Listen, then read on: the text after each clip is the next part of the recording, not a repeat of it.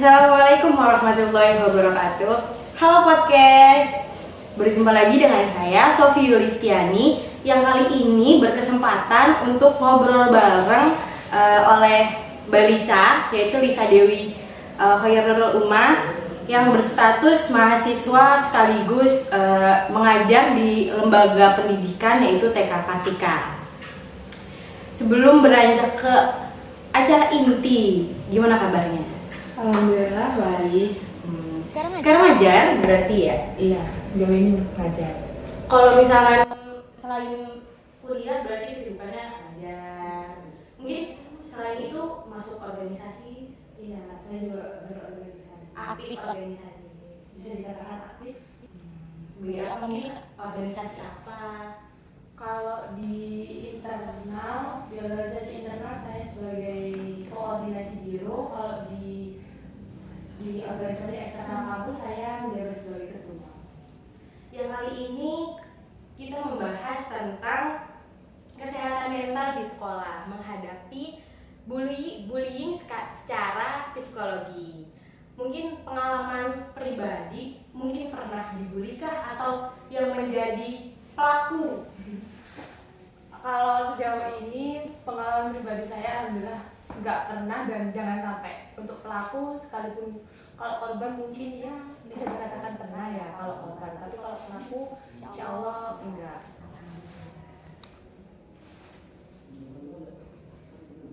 Mungkin dari pandangan psikologi sendiri, karena mahasiswa psikologi, bullying tuh gimana sih menurut kamu? Kalau menurut aku pribadi bully itu ya tindak kekerasan ya pasti yang enggak bisa dikatakan enggak manusiawi karena bentuknya kejamnya bullying meskipun itu secara verbal maupun non verbal. Tadi kan katanya pernah dapat jadi korban bullying, itu di sekolah kah atau di lingkungan rumah? Kalau itu banyak ya pasti kalau pribadi ya. Kalau catcalling salah satu bullying paling bisa dikatakan tingkat rendah. Siapa sih, apalagi saya cewek nih ya, kita para kaum hawa pasti sedikit banyak sering enggaknya kan pasti dapat catcalling dari orang-orang, entah itu orang yang nggak dikenal atau orang yang dikenal kan pasti. Jadi ya sejauh itu mengejek meskipun itu dalam segi candaan. Kalau ditanya udah merasa itu nggak nyaman, itu juga bisa dikatakan bullying kan. Bullying berarti ketika ada untayan kata atau perbuatan yang kita nggak nyaman ya. Kalau itu kak saya memaknainya iya seperti itu. Dalam psikologi termaksud berarti. Iya bisa. Terus kan udah ngajar nih di tingkat siswa, mungkin siswa kan ada di TK ya, siswa TK tuh ada nggak sih kasus bullying antara siswa atau antara guru? Kita nggak tahu ya maksudnya. Pernah ngalamin atau tidak? Pasti di tingkat kanak-kanak, apalagi dengan pengaruh gadget di era sekarang yang anak kecil dari anak umur 1 tahun enggak sih juga ya 1 tahun lah ya, 1 tahun 3 tahunan lah itu udah dipegangin gadget kan. Dan di situ kalau sebagai orang tua nggak ada edukasi pasti ya, jadi mereka juga terpengaruh dari gadget Interaksi itu. terhadap temannya kurang, jadi Interaksi terhadap temannya kurang. Jadi ya pelampiasan emosinya juga langsung ke kekerasan, itu bisa juga masuk bullying kan. Jadi peran orang tua sangat penting dalam perkembangan anak. Sangat penting. Kalau misalkan peran psikologi dalam memahami dampak psikologi bullying terhadap korban, misalkan korban yang mengalami bullying ini dalam psikologi gimana sih cara menanganinya? Kalau cara menanganinya, kalau dia dari sisi psikologi mungkin bisa dikasih motivasi, dorongan untuk tetap semangat, terus dikasih perhatian yang lebih, kasih sayang, tanya apa aja kesibukan kegiatannya hariannya dia hari ini tuh apa aja. Terus ajak anak itu untuk bercerita, untuk meluapkan emosinya. Satu hari ini aja dia habis udah ngapain aja, apa aja yang terjadi, itu bisa mengurangi untuk bisa Membuka. Biar cerita. membuka biar cerita soalnya banyak kalangan anak-anak sekarang tuh ada sungkan untuk cerita sama orang tuanya, entah itu takut diomelin. Jadi caranya salah satunya adalah orang tua memahami, tanya dulu kenapa dia kayak perubahan emosinya dia, yang anak yang biasanya ceria jadi murung, itu yang harus langsung kayak orang tua perlu waspada lagi. Berarti harus peka ya orang tua. Peran orang tua itu benar-benar sangat besar, apalagi anak satu harinya 24 jam tuh anak sama orang tua itu kan lebih banyak ya daripada sama guru ataupun saudara-saudaranya. Kalau misalkan itu kan peran orang tua terhadap korban bullying ya. Kalau misalkan peran guru, karena kan mungkin di rumah sama orang tua, di sekolah beda, ada perbedaan sikap ketika di sekolah maupun di rumah kadang. Kalau guru menanggapinya kayak gimana? Ya sama aja, guru itu juga butuh pendekatan sama anak, pun itu bukan anak kita kan juga butuh pendekatan satu-satu, setiap butuh satu anak juga. Ya misalnya ditanya kalau anak datang ditanya udah sarapan, udah diantar siapa, itu juga membuka untuk jadinya rasa nyaman antara anak sama guru. Dikasih ya sama aja perannya orang tua sama guru kan. Kalau orang tua itu orang tua di rumah kan ayah sama ibu. Kalau di sekolah adanya gurunya. Jadi ya sama aja diberi pengertian, dikasih sayang, dicurahin kasih sayang tanpa adanya membedakan. Jadi kalau misalkan dalam psikologi Pak, pasti kan Ada tanda, mungkin ada ciri anak yang menjadi korban bullying itu seperti apa? kalau yang jadi korban ya, kalau dari segi fisik mungkin yang paling bisa dilihat itu memar. Kalau ada memar yang kayak kita nggak tahu nih sebab kok tiba-tiba ada memar, itu perlu ditanyakan.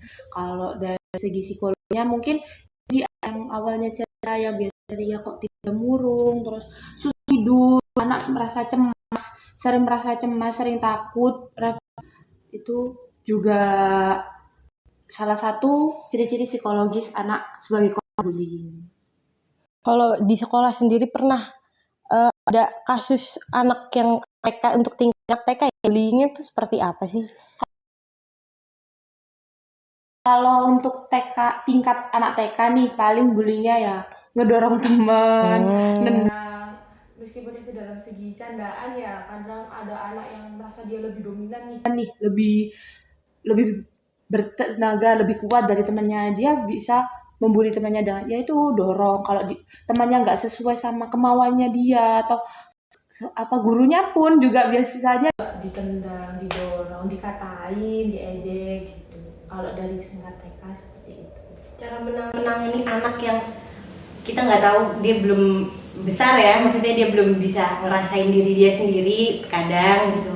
Itu gimana penanganannya? Atau mungkinkah dipisahkan caranya atau bagaimana? emang kalau awal waktu ada kejadian bullying itu biasanya para guru itu dipisahin dulu antara si korban sama si pelaku. Biasanya saya menenangkan si korban dulu. Saya tanya kenapa Bisa dia sampai semarah itu, kenapa kok dia bisa nendang kamu, kenapa dia marah sama kamu, ditanya, ditenangin, ya udah nggak apa-apa, mungkin juga lagi kesel, diberi pengertian secara sedikit karena juga nggak bisa kan ngasih kayak kata-kata yang berat anak di umur segitu, belum ngerti. Jadi ya pemilihan kata itu tepat banget, dan jangan kita nunjukin kalau kita lebih memihak ke pelaku gitu, nggak kalau kita lebih memilih si korban juga nggak bisa, netral lah. Habis si korban sudah tenang, mungkin kita bisa pindah ke pelaku. Kita tanya kenapa kok kamu pukul, kenapa kamu dia, kenapa apa, coba kita kalau ada apa-apa dilampiasin sama kemarah. Kalau kamu dipukul coba tanya ke dia, kalau kamu dipukul sakit lah, itu yang dirasain temanmu, kalau dia pasti bilangnya sakit. Nah, itu pengertian sedikit.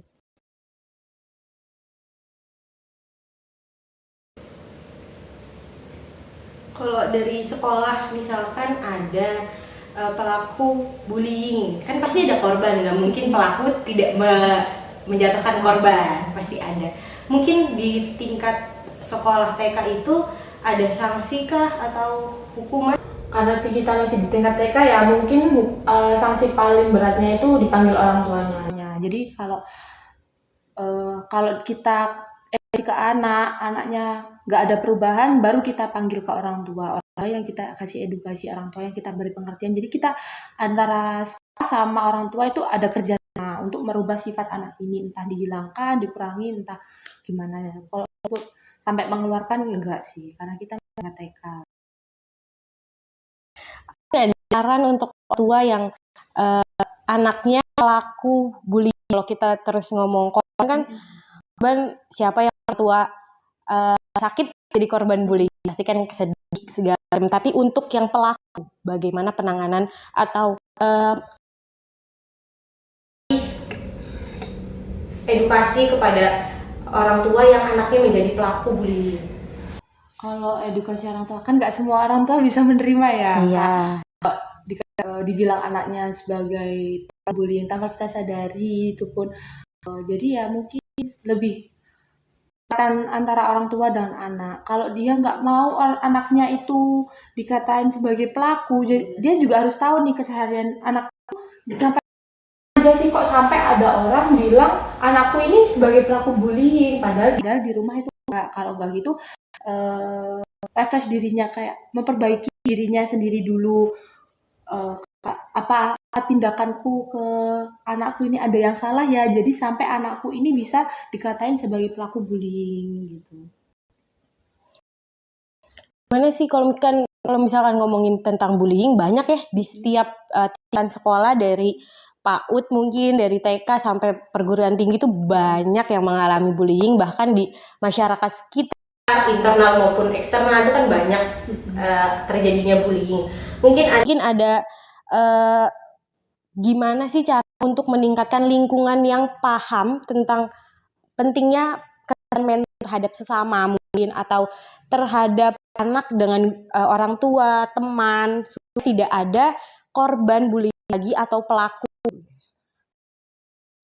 Mungkin misalkan pelaku bullying kan banyak kasus bullying di tingkat sekolah, dari yang PAUD sampai perguruan tinggi, lingkungan masyarakat, eksternal maupun internal itu kan pasti banyak terjadi. Secara tidak sadar mereka melakukan kasus bullying ini. Mungkin gimana cara menciptakan lingkungan sehingga lingkungan itu dapat tahu kesehatan mental itu sangat penting untuk sesama, orang tua ke anak, terus guru ke murid, kayak gitu-gitu. Mungkin bisa ditanyakan dalam pengkampanyan kesehatan mental pun nggak diharus. Kalau menurut saya ya nggak harus dari orang paham. Kayak kalau sekarang kan kalau kita mau manggil psikolog, mau manggil konselor itu mahal nih. Nah, jadi kalau mahal masih itu saya ataupun kakak sendiri ya, kayak semisal kita tahu nih ada kejadian yang bisa dikatakan bullying gitu, bisa tuh langsung kayak kasih edukasinya secara pelan gitu untuk lingkungan di lingkungan rumah ya. Kan kalau di sekolah kan pasti ada nih kayak edukasi sedikit. Kalau di lingkungan rumah kan orang tua yang gak tahu apa-apa tuh bisa kita kalau misal Kak Sofinya paham nih, bisa tiba-tiba ajaklah bicara pelan-pelan orang tuanya. Itu bisa untuk membangun lingkungan yang sehat. Dengan cara komunikasi ya.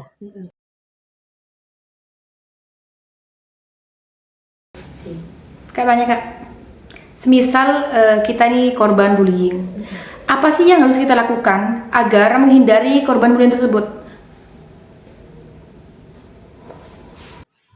Kalau sebagai korban nih ya, kalau korban itu bisa kita cari pertolongan orang yang lebih berpengaruh semisal aku nih mahasiswa, kalau kasus buku ini terjadi di kampus, aku bisa tuh bilang ke dosen ataupun ke orang rumah. Di rumah aku dapat jadi korban bullying kakak nih, bisa adik kan ya, secara kakak kadang bullyingnya kita bisa bilang ke orang tua kita ya, cari pertolongan lah yang pasti. Kalau nggak gitu ya pertahanan diri kita yang lebih ditingkatkan.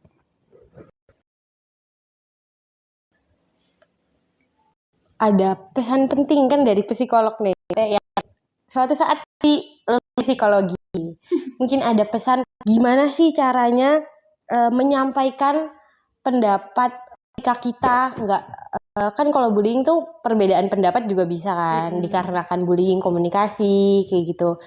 Gimana sih caranya kita menyampaikan pendapat ketika kita nggak suka dengan baik, meskipun sama orang tua, teman atau guru mungkin ada. Ya kalau itu mungkin bisa dari kayak Pemilihan kata ya sebisa mungkin kalau kita menyampaikan pendapat kita, pemilihan katanya yang tepat dan juga lihat situasi sih. Kalau menurutnya aku lihat situasi dulu, kalau masih kondusif itu disampaikan pelan-pelan gitu. Dan kalau kita mau nyamain pendapat kita nggak suka ya jangan langsung kayak aku nggak suka, jangan ditunjukin kayak begitu banget lah gitu loh ya. Tetap harus diatur emosinya gitu. Oh, berarti salah satu penyebab bullying itu tingkatan emosi yang stabil. bisa juga itu emosi yang nggak stabil dan nggak tahu nih Mau nyalurinnya kemana. Jadi ada momen itu tadi, momen kita buat bullying itu bisa juga karena luapan emosi. Ketika kita dibully, kan sedih ya. Itu udah secara otomatis kita sedih, terus lebih baik perasaan itu diungkapkan atau memang dipendam. Karena penyebab salah satu sekarang tuh banyak kasus bunuh diri. Nah, mungkin satu penyebabnya adalah berisiknya hati sama kepala.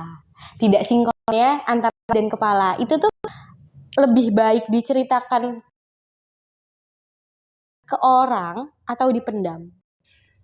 Lebih baik diceritakan memang kalau kita punya perasaan sedih nih. Karena sistem psikologis kita kan setiap orang kan berbeda-beda nih ya Kak. Ada orang yang kuat bisa mendem masalahnya sendiri dan masalah dia rasain sendiri, dia bisa mendem sendiri tanpa harus minta pendapat orang lain. Itu juga ada beberapa orang. Tapi lebih baiknya itu diungkap. kalau kita pun nggak bercerita tapi kita bisa kayak nangis. Itu paling bisa dilakukan sama orang kan. Itu rendah, sistem paling rendah, cara paling rendah untuk menyalurkan emosi kita, kecewa. Nangis saya kayak udah lega banget meskipun kita tanpa cerita, tapi lebih baiknya juga cerita, nggak harus ke semua orang. Cari orang yang lebih bisa dipercaya, lebih bisa kita percaya dapat kasih jawaban. Kita nggak perlu solusi, kita cuma perlu didengar, udah ya Allah lega banget gitu. Yang penting diungkapkan. Kak, berarti kalau semisal kita nih benci ke orang, terus kayak bilang, aku nggak suka sama kamu, berarti itu termasuk bullying kah?